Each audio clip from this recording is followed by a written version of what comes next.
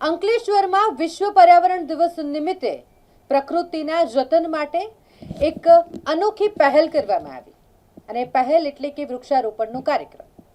વૃક્ષારોપણના કાર્યક્રમનું તો આયોજન કરવામાં આવ્યું, પરંતુ સાથે સાથે ફક્ત ફોટો પડાવવા માટે આ વૃક્ષ ન રોપવા, વિશ્વ પર્યાવરણ દિવસ નિમિત્તે જ વૃક્ષારોપણ ન કરવું, પરંતુ એ છોડ વાવ્યા પછી તેનું જતન કરવું, રક્ષણ કરવું અને તેને એક વટવૃક્ષ બનાવવું, તેનો પણ સંકલ્પ લેવામાં આવ્યો। આ વિશેષ કાર્યક્રમનું આયોજન કરવામાં આવ્યું હતું અંકલેશ્વરમાં માધવ ફાઉન્ડેશન દ્વારા, જેમાં ફક્ત વૃક્ષારોપણ ન કરીએ પરંતુ છોડનું રક્ષણ જતન કરી છોડને વટવૃક્ષ બનાવીએ તેવો સંકલ્પ પણ લેવામાં આવ્યો।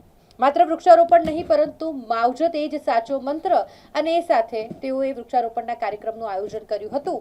શહેરના કમલમ તળાવ રામકુંડ તીર્થ ખાતે વૃક્ષારોપણ કરવામાં આવ્યું। મંત્રી ઈશ્વરસિંહ પટેલ સહિત મહાનુભાવોએ કાર્યક્રમમાં હાજરી આપી અને વૃક્ષારોપણમાં ભાગ લીધો।